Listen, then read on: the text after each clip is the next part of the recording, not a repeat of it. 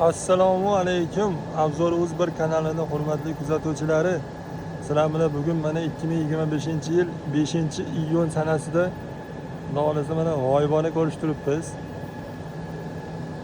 Mana biz bugun ishimizni Xudo xolasa yakunlash jarayonini ustida turibmiz.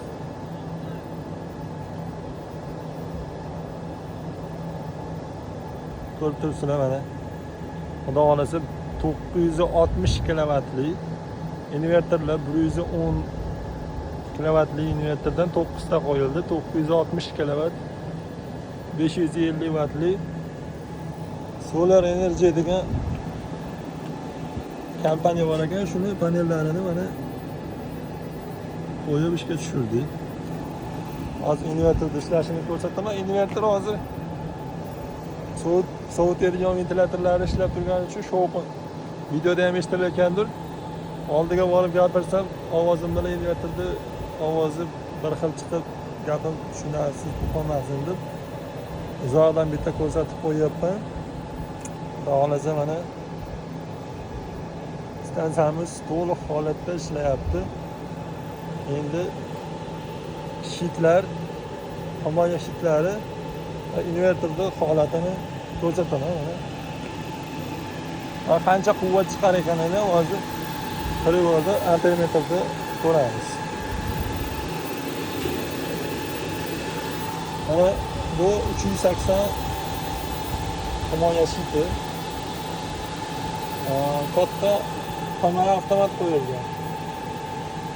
Bu avtomatda kichkina holatdagisi ham bor. Bu ishga yaramagani uchun shu Solar Energy kompaniyasini energetiklari rozi bo'lmadi-da, u kichkina avtomatga katta mana shu so'lavoy avtomatdan qo'ydirildi. Hozir mana quvvatini o'lchaymiz. Privorda yoqamiz.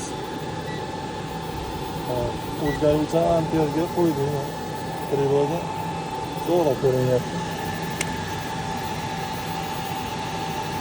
105 amperdan to'da oqyapti.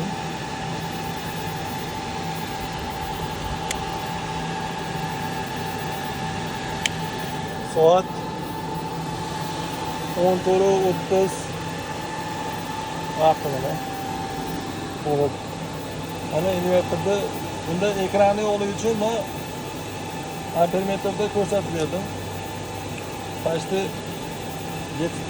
8 taga bo'lingan bo'lsa, shundan 6, ya'ni 6 ta oynachasi yonib turibdi. 6 ta svet yonib turibdi, ikkitasi hali nima bo'lgani yo'q.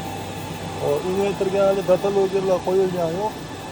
Invertorga har bitta invertorga zaxishlik yig'ib chiqildi.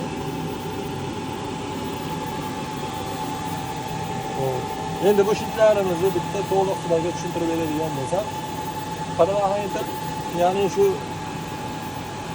saqlagich deyiladi o'zbekchasiga qo'yilmadi bu. Chunki bu firma tomonidan qo'yiladi. Shu Solar Energy injenerlari, energetiklari qo'ydirmadi.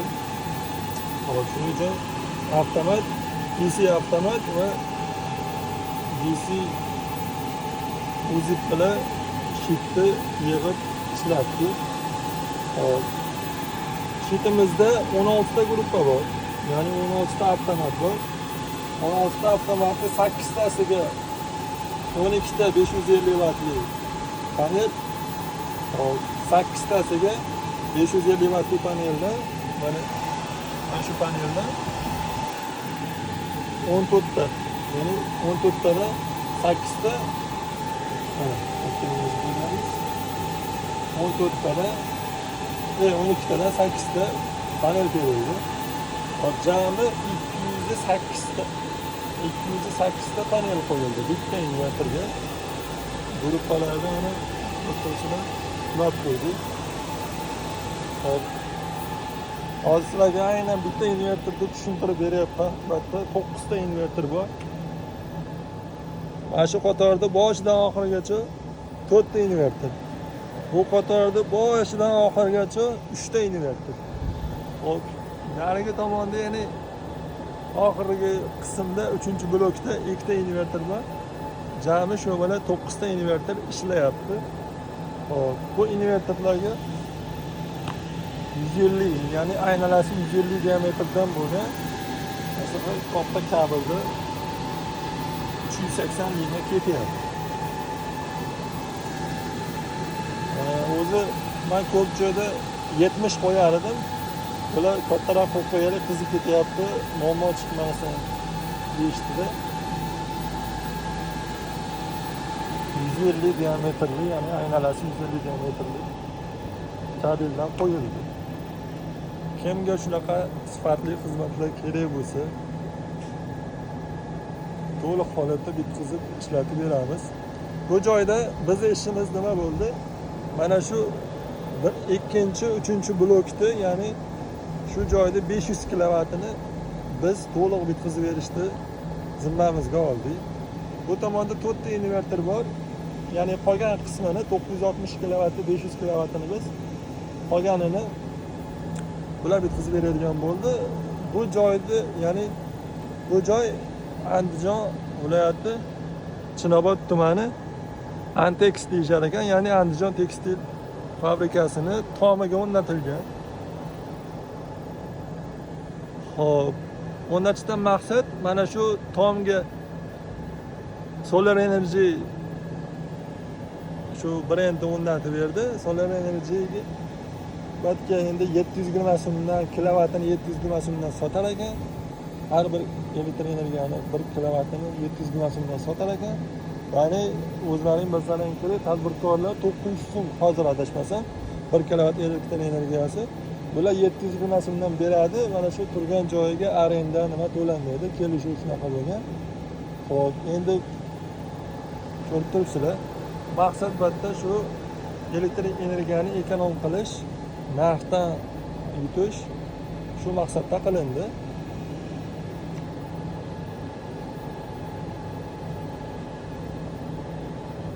Stansiyamiz xudo xolasa ishlashi cho'tki. Ya'ni shu 5 ta inverterni biz ishlatdik. 4 tani bular bizning yordamimiz bilan ishlatishadi. Ya'ni inverterlarga gruppa shakllantirish, ya'ni bitta gruppani qanday ulash, qanday montaj qilish, mana shularni mana shu tekstil fabrikani 6 ta elektrik, ya'ni shu elektriklar jamoasiga biz aytib o'rgatib turdik, ular bajardi. Xudo xolasa hamma inverterlarda kamchilik yo'q. To'liq holatda ishlaydi hammasi. Loyiha qatnashchilariga hammasiga rahmat. Sizlar bilan bir qator bularni ko'rsatdim. Qiziqqanlar uchun yana bitta shift ichida aytmagan narsalarni qolib ketdi. Ko'pchilik mana shu termosatkani nimaga qo'yilayotganini bilmaydi. Termosatka yong'in chiqishini xavfini oladi. Ya'ni nimadir bo'lib qisqa tutashuv bo'lgan vaqtda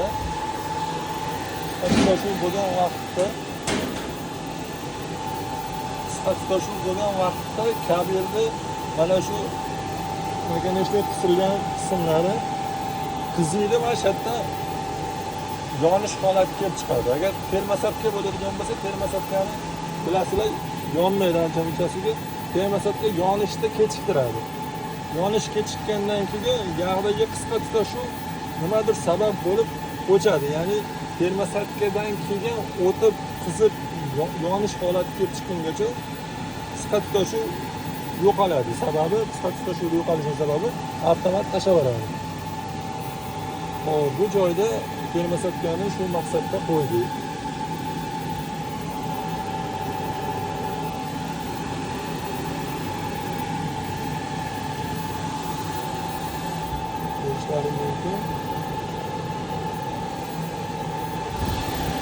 Inverter girovatni oldingi chiqargan versiyalari. Bu hozir 2025-yildan bunaqa girovat kirmayapti. Bu adashmasam 2026-da direkt xotda savramalar katta bo'lgani uchun bunaqa inverterdan bitta kirganda mingta kirib qo'yishadi. Shu sababli bunaqa invertor bularda hali saqlanib turibdi. Invertor o'zi yaxshi invertor. Invertor 380 volt ishlashini hammasidan 183 ampere 8 ta alohida strip 45 ampergacha olaveradi. Har bitta stripni 45 ampergacha, ya'ni bitta guruhda 45 ampergacha ishlaveradi. Ya'ni bitta stripda ikkita guruhda ulash imkoniyati bor. Ya'ni 16 ta guruhni biz shu 8 ta stripga uladik. Avvalgi montaj qismida bizga qiyinchilik tug'dirmaydi. Invertor oson chiqariladi. Xudo xohlasa yana qolgan loyihalarimizni bir videolarini to'liq sizga chiqaramiz. Xudo xohlasa loyihalarimiz bu qator bor. Bizni kuzatishda davom etinglar. Abdul O'zbek kanalidan uzoqlashmanglar. Yaqinlaringga jo'natib videoda podelitsiya qilib qo'yasizlar. Mana shu quyosh panel o'rnatish bo'yicha kimda savol bo'lsa, yozilgan ekrandagi nomerlarga telefon qilaverasizlar. Bemalol bir savollaring bo'lsa, kelishib gaplashaveramiz. Muammo yo'q, hech narsadan. Faqat shu telefon qilishda ish vaqti doirasida telefon qilsalaring maqsadga muvofiq bo'ladi. Ko'pchilik kechqurun 20:00 dan keyin, u kechqurun 2da, 3da telefon qilyapti. Mayli endi bu ham klient nimasidir nima bo'lyaptiki, bir muammosi borki, o'sha vaqtda telefon qilyapti. Yoki o'sha vaqtda bir bemalol vaqti bo'layotgandir. Buni biz to'g'ri tushunamiz. Faqat mana shunga bir soatga qarab qo'ysalaring maqsadga muvofiq bo'lardi. Salomat bo'linglar.